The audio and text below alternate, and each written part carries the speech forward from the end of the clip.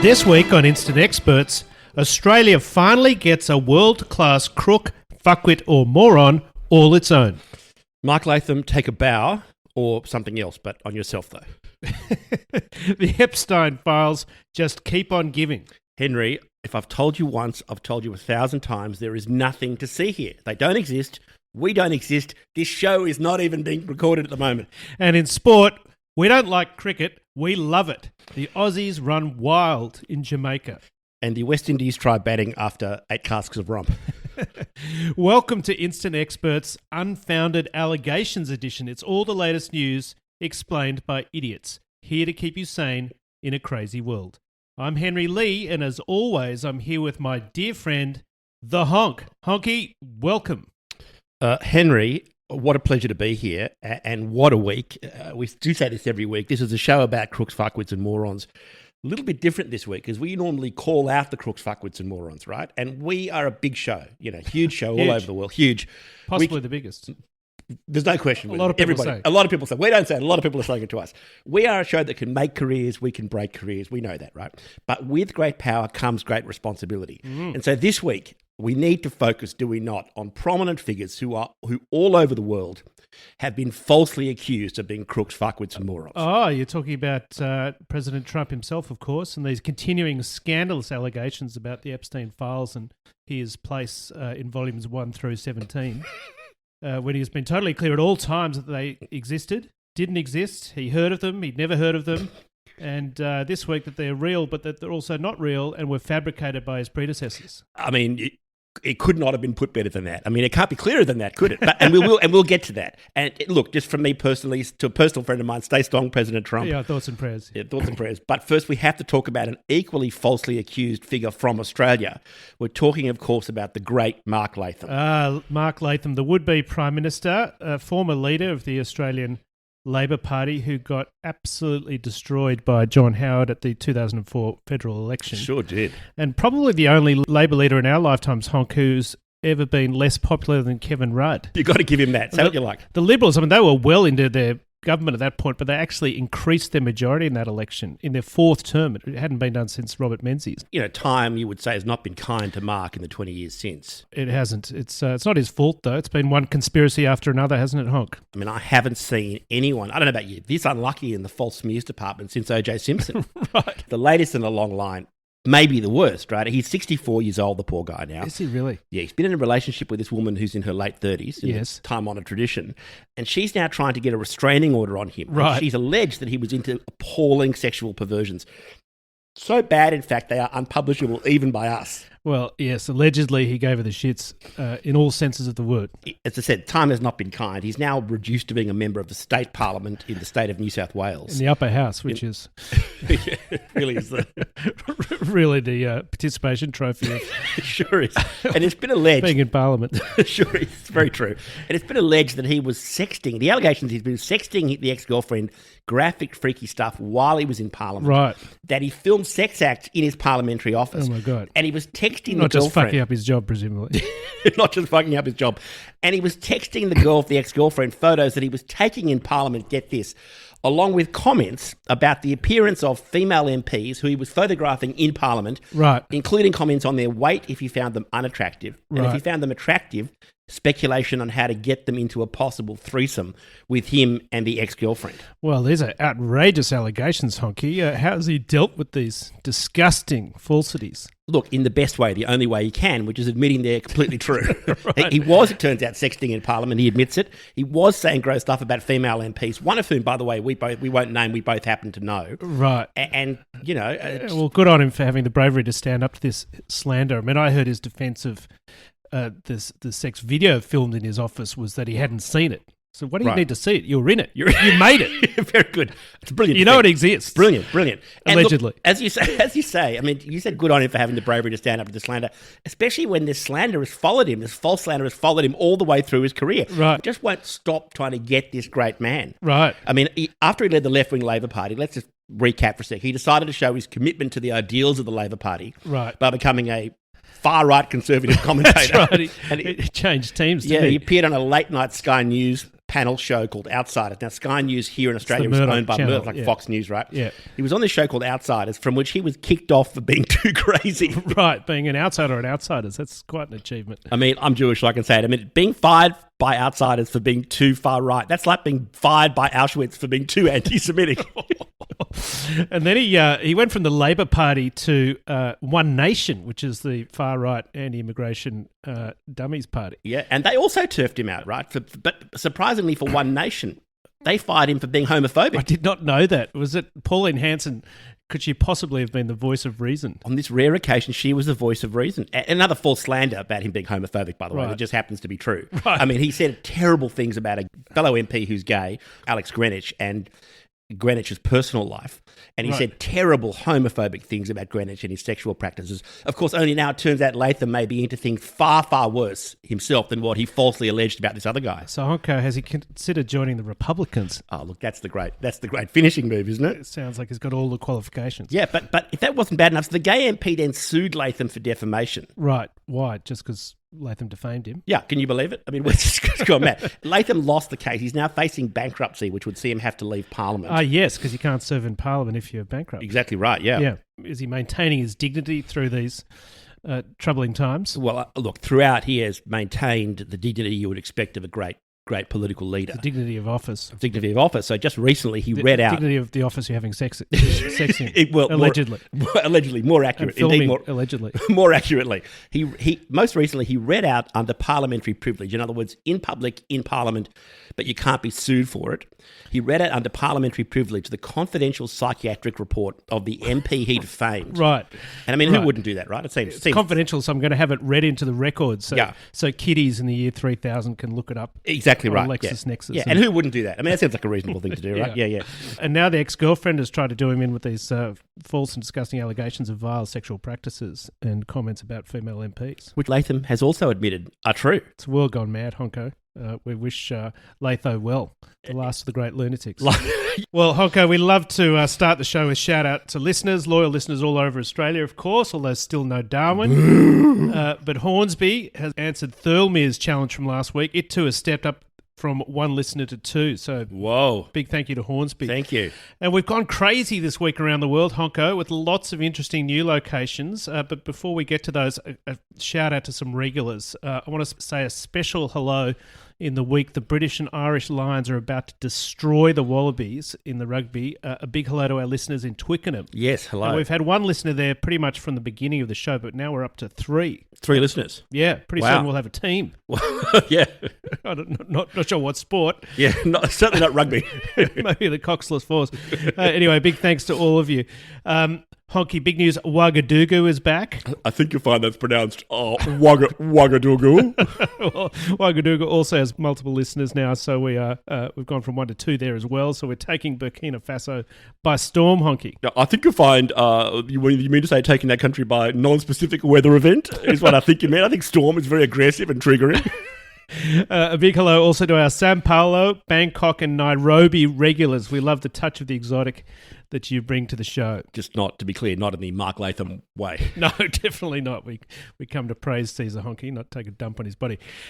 Too many others to mention, but we'll try to get to a few more regulars each week. But now to the new locations, and there are some good ones, Honko. In the US, a new listener in Liberty, New York, which is up in the Catskills Mountains. Wow. You know, my first thought when you told me this is, could that be the great Jewish comedian Jackie Mason? Right. Doing the summer circuit of the Bush Belt. Although I think, as I say that out loud, I think he actually did. He died a couple of years ago. A few years ago. Yeah. Did you know, Honky, that he was a rabbi before he became a comedian? And his 3 older brothers, father, grandfather, and great-grandfather were rabbis too. I'm not sure if I did know that, but my main feeling is total delight that a non-Jewish person has heard of Jackie Mason, let alone knows his family tree. No, apparently he started doing more and more jokes in his sermons, in his sermons, and all of a sudden the congregation was chock full of goys. So once his father died, he decided to become a comedian, and his famous explanation was, quote unquote, someone in the family had to make a living. Other locations across Asia, Lampung in South Sumatra, Cyberjaya, the Silicon Valley of Malaysia, just in the southern part of KL, and Coimbatore in Tamil Nadu in south central India. South Central, baby, where the shit is real. Yes, Honky, no doubt they are busting caps in asses non-stop in Tamil Nadu. And they probably are, by the way. And finally, some lovely holiday destinations. Valencia on the Mediterranean coast of Spain. Are you saying that Coimbatore is not a lovely holiday destination? I've never been there. Yeah. Nandi in Fiji, although that could be just the airport. Yeah. And Honky, Jamaica's Montego Bay. I wonder if could that have been the Australian cricket team warming up for the demolition of the West Indies? Maybe. More on that later in sport. But Montego Bay, of course, Honko, also a famous song, a hit for Bobby Bloom in 1970. Although I only remember the ska version by the All-Nighters in the early 80s. Yeah, so that song, of course, Montego Bay, is not to be confused with Barbados by the Models, right? No, but another 80s Aussie classic that was on those compilation records we used to get, 1982 Out of the Blue and 1983 Summer Breaks. On Fire with a Bullet Rocket. They were awesome. Exactly. Yeah. Anyway, so easy mistake to make to confuse the two. But sad story, Bobby Bloom. He had a hit with Montego Bay, as we said. He also co-wrote the song Moni Moni. Oh, wow. Yeah. The Billy Idol covered that, didn't he? Yeah. It was written with Tommy James of the Shondells and then managed to kill himself while cleaning his gun. Bobby Bloom did. He did, yeah. Thanks very much for the happy holiday destinations there. It's just deeply depressing. Yeah, sorry. I thought it was interesting, but yes, it brought the tone down a little. Okay, on with the show. Honky, it's a pretty Aussie episode this week, actually, but we still like to squeeze in a bit of American carnage. And the two big stories this week are about MAGA types trying to reconcile Trump's positions on the Epstein Files and on Russia. And that's not easy, of course, because both have done complete 180s, right? That's right. So tell us more. Well, we talked last week about how Trump suddenly declared that there was no Epstein client list, despite having promised to release the Epstein client list both before and after he was elected, right? We concluded that simply meant there was no piece of paper literally entitled Jeff's client list. Yeah. Because they've also said they have 10,000 images, all the flight logs and plenty of witness testimony as to what went on. Which obviously, all of which would be impossible to turn into a sort of a list of people implicated, of course. That would be impossible. No, although to be fair, Pam Blondi is such an idiot, she might struggle to compose a list. Press Secretary Caroline Levitt. Now, she's normally pretty composed, but even she, as you'll hear, was struggling this week to explain the inexplicable when it came to the Epstein files. The FBI looks at the circumstances surrounding the death of Jeffrey Epstein. According to the report, this systematic review revealed no incriminating client list. So what happened to the Epstein client list that the Attorney General said she had on her desk? Well, I think if you go back and look at what the Attorney General said in that interview, which was on your network on Fox News. I've got the quote. Go ahead. John Roberts said, DOJ may be releasing the list of Jeffrey Epstein's clients. Will that really happen? And she said, it's sitting on my desk right now to review. Yes, she was saying the entirety of all of the paperwork, all of the paper in relation to Jeffrey Epstein's crimes. That's what the Attorney General was referring to, and I'll let her speak for that. But again, when it comes to the FBI and the Department of Justice, they are more than committed to ensuring that bad people are put behind bars. So there you go, Honk. All the files are there, and yet it is impossible to make a list from them. Anything a first-year slave in a law firm could do with their eyes closed, or AI, which all the big law firms use now for discovery, could do in a couple of minutes. Yeah, impossible. It's out of the question. And I also like that Trump is also now claiming the Epstein files, which, as we heard, Pam Blondi explicitly said were on her desk. He now says, quote, that they were made up by Comey, they were made up by Obama, they were made up by Biden, right? Yes. But also that Epstein is somebody that nobody cares about. Right, it's got a funny way of showing it. So they don't exist, and they were made up by the Democrats, and this is an issue no one cares about. Exactly right. So clearly Trump is on the list and or his close associates.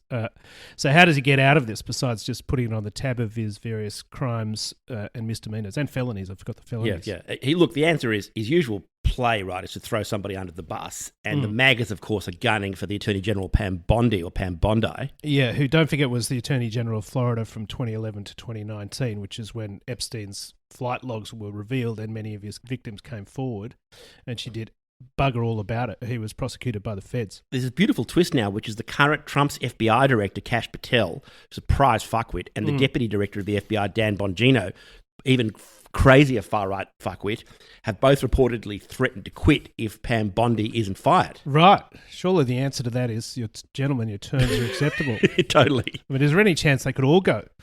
And if so, who's going to take over from Pam Bondi? Well, that's the real question, isn't it? And we have talked about this a lot. I mean, we call Pam Bondi or Pam Bondi. Well, first of all, technically it is Pam Bondi. We call her Pam Bondi. Yeah. And we call her our Pam because of the Australian Association. Bondi Beach. And we've always said, right, exactly, Bondi Beach. We've always said there are much better qualified beaches in Australia who could be the Attorney General, right? You said beaches, right? Maybe I did, maybe I didn't. But yes, there are much better qualified Aussie beaches than Bondi. You got Bronte Beach. Yeah, Tammy Rammer. We talked about a few weeks back. If you want a guy, not a woman, you got Clifton Gardens. Clifton Gardens from Sydney, yeah. Who else you got? Glen Elk. From South Australia, the great South Australian lawyer. Of course, you got the great legal family, the Bays, right? Who you got in the Bays? Oh, Byron Bay, obviously. Yeah, Coogee Bay. Yeah. Botany Bay. Botany Bay. The matriarch. Rose Bay. Yeah. They were, from memory, in that great legal family, there were twins too, weren't there? Didn't they run a practice together at Double Bay? I thought Rose Bay's office was in Double Bay. Oh, no, you're actually right about that. Sorry, you're right about the twins. Rose Bay's office was in Watson's Bay. Oh, her office is in Watson's Bay. So there were twins, Double Bay. Right. Yeah, okay. right. Yes, that's right. Okay, Honk, the solution to all of this, of course, is to ask the one person who actually knows for sure who Epstein's clients were, and she's pretty easy to find. Yeah, she's got plenty of time on her hands too. You're referring, of course, to the great Ghislaine Maxwell. Is that how it's pronounced? Yes, I think it's Ghislaine. Not Ghislaine? I think Ghislaine is the address of Epstein's place, isn't that? Wasn't it one Ghislaine Fantasy Island? That's fair. Anyway, Ghislaine or Ghislaine Maxwell is currently serving a 20-year sentence in Florida. Coincidentally, it's in Florida for sex trafficking of a minor, conspiracy, and transporting a minor with the intent to engage in criminal sexual activity. And she's offered to testify before Congress. And of course, Congress said yes, I assume. Of course not. But they didn't. Because then they might find out what actually happened. Oh, I see. Right. Although presumably half of them already know what happened because presumably they were all there, right? Yes, at one Ghislaine. Yeah, exactly. Yeah. The other 180 besides the Epstein Files, Honko, as we said, is Russia. And it slowly seems to be dawning on Trumpy, the stable genius, that Vladimir Putin is not to be trusted. He's not to be trusted, really. I always thought he was to be trusted, but if Trumpy now thinks he's not, then I don't trust him either. Such a nice face. Yeah, I'm really disappointed in that. I really felt that he was a good guy. Yeah, so anyway, Trump's done two things this week. Firstly, he's agreed to sell Patriot missile defense systems to Europeans so they can pass them on to Ukraine so it can defend itself from Russian missile attacks. You said sold, right? Yeah. He hasn't donated them. Yeah, right. Very classy, very classy. Yeah. And by the way, let's hope the Euros have flybys. Yeah, indeed. Get those frequent fly points up. And the other thing he's done, I think, is he's threatened tariffs, right, on China and India in 50 days' time if they continue to buy Russian oil, right? Yeah, secondary sanctions, basically. But in 50 days' time, right, if there's no ceasefire. And Trump doesn't chicken out. Which he always does. Yeah. So basically, Russia has 50 more days to keep attacking Ukraine, unless he pushes the deadline back. And this is one that Trump, from memory, said he was going to have sorted out in 24 hours from being elected. The glorious thing in all this is all these Republicans in Congress who 4 minutes ago were refusing to support Ukraine, who now all suddenly back in favour of it because Trump is, including of all people, the vice prostate, BJ Vance. Oh, BJ, I'd forgotten about him. Where's he been?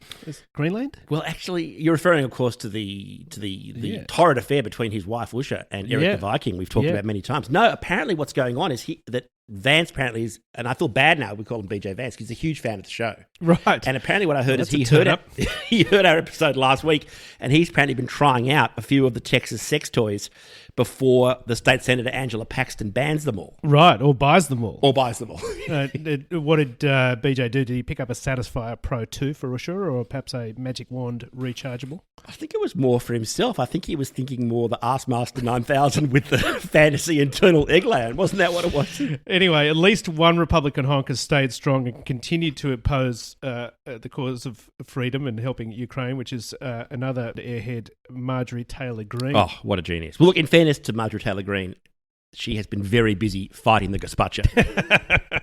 She has indeed, and listeners, check out episode 18 if you didn't get that one. Okay, Honk, quick shots. The bad news is these are also pretty Trumpy. The good news is it's some of his finest work. It really is, yeah. First was his appearance at MetLife Stadium in New Jersey, home of the Jets and Giants, early this week for the final of the FIFA Club World Cup. What is the FIFA Club World Cup? Because it's not the World Cup, right? No, it's a total bullshit soccer tournament made up by FIFA to make money in the years the real World Cup isn't on the basis, I think, that the bunga bunga doesn't pay for itself.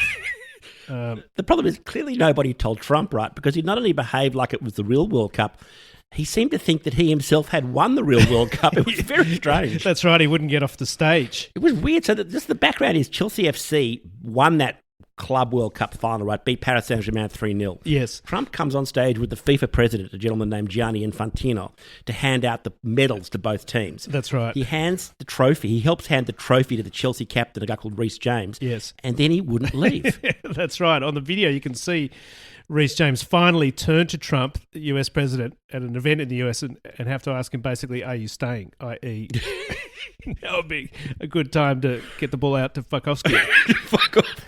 And even then, Trump stays. Like, he stands in a way that he's a tall guy, Trump. He blocks out the view of the golden ball winner, like the man of the match winner, Cole Palmer, who you can then see on screen. He turns to the captain, Reece James, and he asks, you can openly see him asking, what's he doing? Yeah, that's right. And it only ended when the FIFA president came back on stage, escorted Trump off like confused Grandpa McGee, and he gave him like a courtesy medal, like a lollipop as a reward for staying in the trolley at the supermarket, like Mummy asked. Yeah, it was kind of like grand final day, you know, when they've got the 5 greatest living players ever to present the trophy. You got, you know, if it's AFL, you've got Lee Matthews / Adam Goods. If it's NRL, you've got Andrew Johns or Wally Lewis handing over the trophy. And then, would you please welcome the Deputy Marketing Manager APAC for Toyota?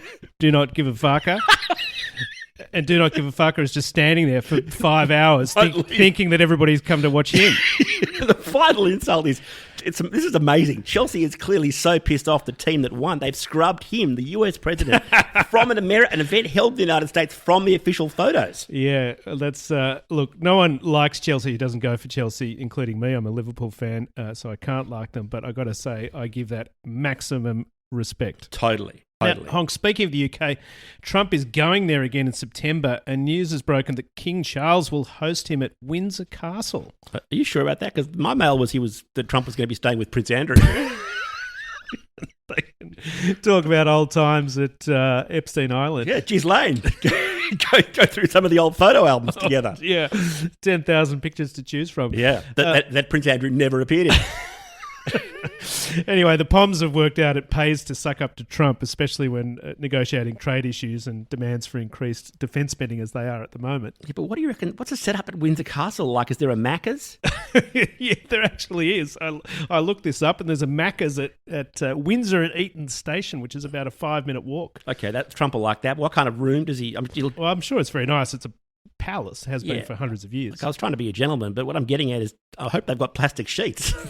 Why? Silk seems somewhat more likely, don't you think? Well, the problem is the guy's reportedly incontinent in all directions. Or maybe the palace nannies can help him out, toilet train him or something. Yeah. Or maybe Mark Latham can join. Well, they should bring Mark Latham in and toilet train him too. But that's genius, right? Because they always had those palace nannies who were the wet nurses and taught the kids that's how right. to Outsource use the all potty. the parenting, yeah. That's right. And if Trump is a good boy and he goes poopy in the potty... the nurses will take him down to Chelsea FC maybe, and he can see his FIFA Club World Cup photo, or at least... He could have an excursion. Yeah, the blank space where he used to be in the photo. He won't notice. He'll probably think he's Cole Palmer. Yeah. Honk, last week we talked about the sheer stupidity of male-committed crime compared with the more elaborate capers of lunatics like the mushroom murderer, Aaron Patterson, who at least was imaginative. Yeah, and as if on cue, a beautiful example arrived this week, courtesy of a dear listener of ours, Rebecca of Centennial Park, which is in Sydney. Oh, classy spot, surely. Lady Rebecca of Centennial Park. I think it might technically be Lady Rebecca of Eton and Windsor, when staying in Sydney. When staying in Sydney, chooses to stay at Centennial Park. So the story, this is a corker. Anyway, these two guys in the north of England have each copped 4 years jail for cutting down a tree. And you might think, well, so what? Cutting down a tree. It's a very famous tree. It's called the Sycamore Gap tree. It's in Northumberland National Park. It is centuries old. And in fact, it's actually been made famous all over the world because it appeared in the Kevin Costner version, the movie version of Robin Hood. Oh, right. I thought the acting was a bit wooden. Well, thank you. In fact, it turns out there were 2 logs of wood. 2 logs of wood starred in that film. But not only that, the worst bit was not they cut this famous tree down, but the tree collapsed onto and damaged Hadrian's Wall. Oh, right. Which is a massive tourist attraction. People walk out in the hundreds of thousands, if not millions, every year in England. And more importantly, it is an ancient UNESCO-protected site built by the Emperor Hadrian in 122 AD to protect the northwest frontier, as it then was, of the Roman Empire from attack by the hordes of barbarians. Honky, I love that you're giving the history lessons now. I'm getting feelings here. Unfortunately, even Emperor Hadrian could not have foreseen what a couple of OG Oasis fans were capable of. It does have a Liam and Noel vibe, doesn't it? Cutting down the tree on the beers, presumably. Does. A lot of other good things about this story too, Honko. I like that there was an evidence from a woman named Sarah Dodd, who is a solicitor specialising in tree law. Yeah, quote, tree law, that's right. Do you reckon her office is also in Watson's Bay? A lot of trees die mysteriously in Sydney's eastern suburbs, right? They do to open up the views. Weren't the two guys best mates? The whole story is just bear with me, it's a corker. They were best mates. And when they were busted, they stayed loyal to each other. Both guys originally claimed to be home that night. Right. And then the story started to change after about 6 minutes. One of them said he couldn't remember what he did because he drank a bottle of whiskey that day. Then the other guy said he suddenly... That was Liam, presumably. It was Liam. And then Noel said he could remember, but all he could remember was how shocked he was that the other guy had cut the tree down. Shocked to find. Yeah, right. shocked. Then in court, they both denied it all again. Right. Except... the first guy, so was it Liam or Noel? Liam's car was shown to be at the site of the tree in the national park in the middle of the night. Right. He still denied it. Still said it was not him. I don't know what you're talking about. Did a shaggy. Did a shaggy. Yeah. But it wasn't me. Yeah, it wasn't me. Except the other guy's girlfriend, so Noel's girlfriend had a video of the tree being cut down. Right, How okay. did she get it? She got it because That's she sent her boyfriend, who's that Noel? Her Liam. boyfriend. Yeah. Liam or Noel. She sent her, the second guy, so her boyfriend, she sent him a video of their 12-day-old son, right? Right. And he sent her back the message, I've got a better video than that. Oh, my than God. their newborn son, which was a clip of the tree being cut down, which he had filmed while the other fucking idiot did it. Oh, dear God. That's arguably worse than a Mark Latham sex tape. Why did they do it, Honk? Well, no one can work out why they did it. In fact, the judge literally had to conclude it was, quote, a moronic mission. Well, very, very hard to argue with his or her honour. And I guess the worst news is people are now going to be pouring through Hadrian's wall, Honk. Through the gap. That's right. The Scots will be headed for England, and presumably the English will be headed for Scotland. Well, that's a much better deal for England. You'd much rather have a horde of Scots in England than... I mean, yet again, a win for... When does poor Scotland get a go? But by the way, I just want to say, and I'm really honoured and touched, I don't want to choke up, but thank you for complimenting my history research. And if I can throw in one other historical fact, the barbarians that Emperor Hadrian was trying to keep out in 122 AD were in fact people who were fans of the Hanna-Barbera cartoon studio, who made the Flintstones, Yogi Bear, Scooby-Doo. That's another true historical fact for you. Yeah, when are you appearing in the Catskills, Honk? I'm pretty sure that's true. Material like that. I'm pretty sure that's true. I think a dead Jackie Mason. Look, now you're just being anti-Semitic. It's rank anti-Semitism. Now, Honk to sport, and there were two stories of this week of note. The first is the Northern Territory's bid for its own AFL team. Now, this is on the... Look, I'm not an AFL genius, but this is, I think, is on the back of Tasmania coming into the AFL competition in 2028? That's right, and Papua New Guinea coming into the NRL competition also in 2028. Anyway, so the word is the AFL support of Northern Territory AFL team on two conditions. Right, what are those conditions? Well, firstly, that the territory government or the federal government pays for everything. Well, that's hardly a surprise, right? The AFL seems to me to treat the state and federal governments as an ATM already, right? E.g. this new stadium in Tasmania, That's right. So expensive, the Premier pretty much almost lost his job over it. That's right, and there could hardly be a less profitable venture than a professional football team in the Northern Territory. As we said earlier, it's really remote. It's got 250,000 people only in an area bigger than France, Germany and the UK combined. Wow, I didn't actually know that stat. That's incredible. Imagine trying to make money out of that. Anyway, the Northern Territory or the feds having to pay for the AFL team is the first condition. Right, and what's the second condition? That there needs to be a Darwin listener for instant experts. Okay, well, I think it's pretty clear that this team is not going to be there by 2028. No, but the good news at Honk is that they've asked you to name the team. Oh, cool. Yeah, after your success with the Richmond Bars, the Gold Coast Strippers and the Adelaide Early Knights in previous weeks. How about like the Northern Territory Murderers? The Northern Territory Maniacs. Anyway, quick sidebar, by the way. You mentioned the Tasmanian Premier nearly losing his job over a new AFL stadium. Yes. In fact, it's interesting. There's actually an election in Tasmania this weekend because of the AFL disaster. Right. The last election was only 16 months ago, and that happened, and they've got a new election coming up. And the Premier won it 3 votes to 2, didn't he? The last election, yeah. And now it's tight, right, because the population's gone down, so who knows what's going to happen. But what happened this time was that they're having an election because Labor, Greens and the crossbench, this is great, successfully moved the no confidence motion in the current Tasmanian Liberal Premier. Yes. Then the Tasmanian Liberal Premier said he'd resign, but he couldn't find anybody else in the Parliamentary Liberal Party who would take the job. Right. So then it fell to the Labor leader to try and get the numbers. But he then, despite having been able to get a no confidence motion with Labor, Greens and crossbench numbers, he himself couldn't get the numbers to form a minority government. It's going really well in Tasmania. So, oh my.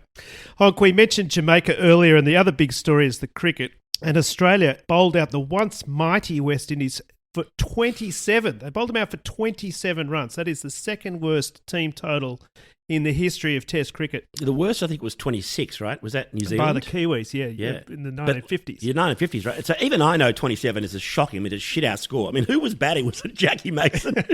A dead Jackie Mason. Yeah. I thought you might have been, Honky. No, how dare I was, do you mind? I was coaching. I was coaching the West Indies. That explains their performance. Look, I don't know what your attitudes are like. I don't care for your attitude. I thought it was going well. I told them to keep it simple, right? Kick to the forward 50 and put pressure on the ball, then sink our putts, complete our sets. It couldn't be clearer than that. What's wrong with that? I think it's sad. You know, even you as a sports, neophyte would remember the golden days of the Windies in the 1980s when we were kids. They used to come out here every year to thump the Aussies. Yeah, and to seduce all the women. Yeah, that's right. Yeah, Viv Richards was pretty popular with the ladies back in the day, wasn't he? I'm pretty sure, look, Jews are not famously great cricket fans, but I'm pretty sure even some of my late grandma's friends were suddenly huge cricket fans during those tours. Yeah, there were so many great players in those teams. On and off the field. Yeah, indeed. Well, there's Desmond Haynes, Gordon Greenwich, Viv Richards, Richie Richardson, Jeff Dujon, Gus Logie, Larry Gomes, and all the great fast bowlers. Roberts, Holding, Garner, Marshall, Courtney Walsh, Curtly Ambrose. It's sad that they've sunk so low, being all out 27. There's only one good thing about having to talk about the West Indies this week and how bad they did, which is there is a story or a joke you've been dying to tell on the show for weeks. You once told me this great joke about Joel Garner, and this could be the occasion to do it. Well, yeah, Joel Garner, also from Barbados. Didn't know that. Joel was famously tall, right? He was 6'8". His nickname was the Big Bird, and they were a very tall guy. Yeah, they were big studs. These West Indian teams of the 80s, they'd always win, good-looking guys, and very popular. And anyway, the story goes that Joel Garner was walking off the field one day, and a female fan called out to him and said, "Hey, Joel, is it all in proportion?" And he said, "Listen, lady. If it was all in proportion, I'd be 9 feet tall." Speaking of Barbados. And models. Yeah. All right, that's all we have time for, I'm sure. Find us in all the usual locations, especially TikTok and Instagram. Please share us on socials in your WhatsApp groups and rate us 5 stars or better. If you can find 11 out of 10, please do that. Yeah, please. Please check out our show notes, which appear on every platform where you listen to this podcast. And from our show notes, you can send us a text. Yes. And we'll read it on the show. You can send us a voicemail. We haven't had a voicemail in a while. Can we get a voicemail? Yeah, that'd be good. A voicemail. Yeah. You can do that directly from our show notes. You just click the thing and record it directly, and we will play it on the show. And if you get a chance, as we often say, also try to read our show notes, because there are jokes on there so dumb that they're not actually broadcast standard, but they're still quite fun. So try to have a read. In the meantime, we'll be back next week at the usual time, which is early Saturday morning, Australian Eastern Standard Time. And Honko, we like to finish with some audio normally, with some crookery, fuckwittery or moronicism. What have we got this week? There's been a fair amount of, unpleasantry in the Crooks, Fuckwits and Morons department that we've covered this week. Yeah, if any of these scandalous allegations about Mark Latham were true. Indeed, if they were true. If they're true, and of course none of them are true, except insofar as he admits they were true. But then this piece of audio crossed our desks, and again, we've got to thank one of our listeners, Dave, also from Sydney, just when we were getting a little bit depressed about the state of the world, to remind us just in time that there is still joy and beauty in the world. Right. This is from a Spanish TV show called Casal Rock, which has just started to become a bit of a viral thing online. This was a show in which senior citizens aged sort of 70 up to 90 appeared, and they were trained, and then they would perform well-known rock and pop songs for a live audience. Right, so it's like Spain's Got Talent for the over 70s. Over the 70s, but some of them were really into the 80s, 90s. Right. And what you're going to hear is this Spanish old folks group's take on the Red Hot Chili Peppers classic, Give It Away. That's not the song I was expecting. No, indeed, What I got, you got to give it to your mum and give it to your papa. Yeah, you Do a actually little hear it, dance, yeah. take a little water. Yeah. How is it? Look, they're not always in key. They're not always in time. They're not always sure of the words. And if they are sure of the words, you can't decipher them. Right, basically, that sounds like Anthony Kiedis. Yeah, exactly. I mean, it's my point. I couldn't tell them apart. I'll be honest. I thought I was hearing the real thing. We saw him in concert, and yeah, I think that checks out. All right. Well, I'm looking forward to hearing it. And in the meantime, we'll be back next week because stupid never sleeps. Stupid never sleeps. Thank you so much for your company. We'll see you next week, and we will leave you now with this unforgettable performance of Give It Away. Sorry, allegedly unforgettable.